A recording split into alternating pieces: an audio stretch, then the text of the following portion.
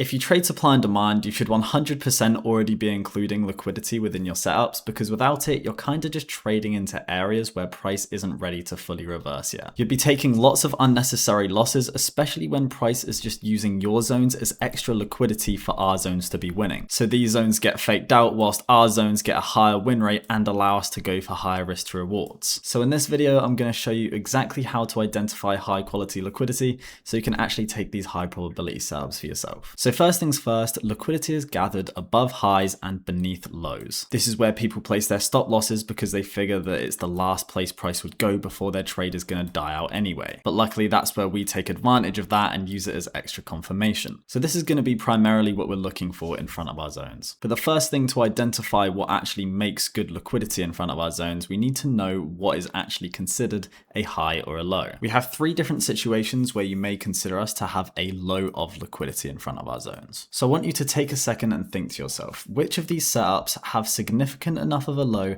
for us to consider that there is liquidity below that low out of number 1, 2, and 3. And these are the lows that we are looking at here. You can take a moment here, but the clear ones are number 2 and number 3. If you just said number 3, that is completely fine, but the reasoning that both of these are fine are because they create a very visible swing low. However, over here with number 1, we have a low here that maybe some people would consider this to be a swing low, maybe even some big players would, but I just can't imagine a significant amount of people seeing it that way. Whereas both of these create a very clear area where price has made a swing. I think everyone can agree there. And liquidity is created via large clumps of stop losses, so we want the most obvious area physically possible because we want everybody to be having the same idea. Now, if you want a general rule to kind of keep things mechanical between your trading, then we just kind of want to see a gap between the bearish candle that came down right here and the bullish candles that went up. So you can see right here, we formed a pretty obvious gap right here. To make it the most ideal, then we want it to be at least 2 candles of a gap right here. So you can see 1 candle, 2 candle,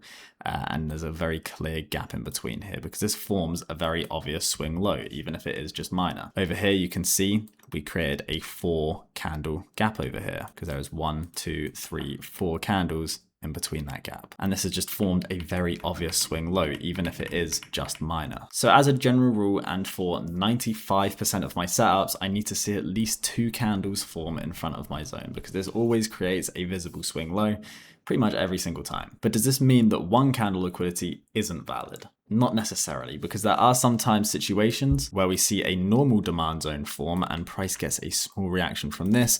So everybody's getting in, they're all getting their entries up here, putting their stop losses below here. So when we take that out, we're getting even more liquidity from normal supply and demand traders, and it's then fueling our zone to go up. But this is very rare because you need a very clean example of it that looks something like this. Or in the very rare situation where we get something like this, you can see this is still 1 candle because we only came down with 1 black candle, but we have still formed a 3 candle gap in between here.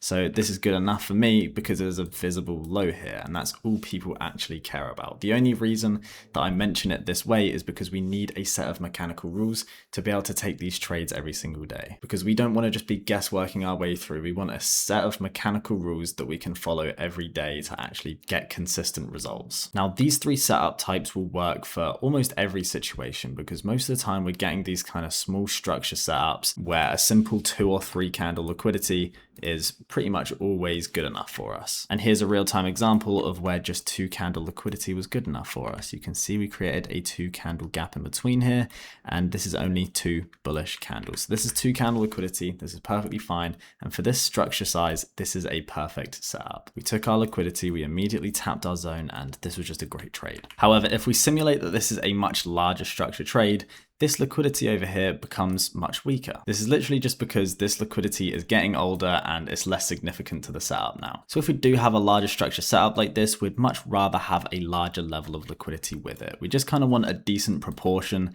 for all our setups. So it all looks like this. This should be the look of every demand zone, and this should be the look of pretty much every supply zone. Of course, this is where our supply zone is, this is where our demand zone is, and this is our liquidity on each. That's just a small extra point. You don't have to worry about that too much because this technically is still valid and it will have some liquidity, but generally I'm not going to take that kind of setup. Also, before I continue, this has already been broken down in a crazy amount of detail in the coaching calls in my VIP group. I share all my trades, all my backtest results, bunch more information on setup quality, and you can ask me any question you want want at any time, as well as during the weekly coaching calls. So if that interests you, then you can check the description below. If not, then let's continue with the video. Now, one thing you might have noticed throughout this video is that all our liquidity is very close to the zone. It's all within a fair distance where we can take liquidity and tap the zone at a very similar time. And this is another very important rule for us, but you can see on this setup right here where we took the liquidity, which would be, I guess, the top of this candle here, and then we tapped the zone on the next candle. This is perfect because when we tap the zone, we're not only reacting from the supply zone itself,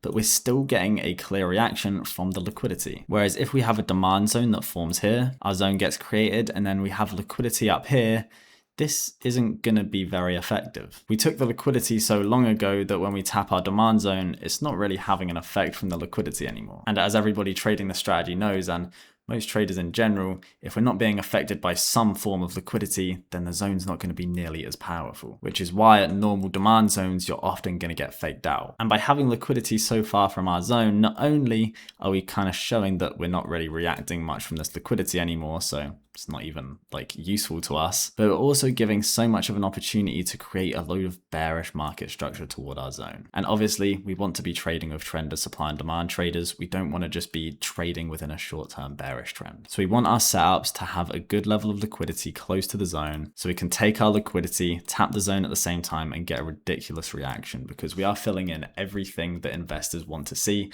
before actually committing in our proper direction. Now, as I mentioned, we love proportion. So maybe for a massive structure setup, the liquidity doesn't need to be quite as close as it does for a small structure setup like this, but that can be quite confusing. So I've created a method to actually be able to figure this out consistently and mechanically, because I want you guys trading with zero psychology. I want you to have mechanical rules to be able to trade the strategy. So if you want to do this mechanically, all you're going to have to do is go to the fib retracement tool up here and then just place it down so you can double click on it and edit it. And all you need ticked is 0, 1 and 0.5. If they're not already there, then you can just type it in yourself. But these are the only 3 things we need. And then we can go on any single setup and go from the top to the bottom, including the zone itself. It'll be the exact same on a demand zone. So if we had a zone right here, we'd mark it from the bottom of the box to the top of structure, and then we'll see a 0% level, a 50% level, and a 100% level. And all we need to see is our liquidity to be in the top half of the 50%. So we just need our liquidity to be in the top half of the setup. So here's a demand setup right here, which, by the way, 3 candles coming down. We've got that gap in between here, and it's clearly somewhat close to the zone. But if we want to be showing it, we can mark from the bottom of the zone to the top of the structure up here, and our liquidity is very clearly in the bottom half of the 50%. And this is the easiest way you can figure it out. It's very mechanical. You can do this on every single setup. And now you know if you have a level of liquidity in front of your zone with a 2 block gap in between, and it's within the bottom half of your setup, then you have a good looking setup on your hands. But anyway, if you have any questions, comment them down below and I'll try to get back to you. Like if this helped at all, subscribe. I'd highly recommend the VIP group. We've talked about this so many times in the coaching calls. Everyone there is way ahead on all this information, of course. But that will be the end of this one. Peace.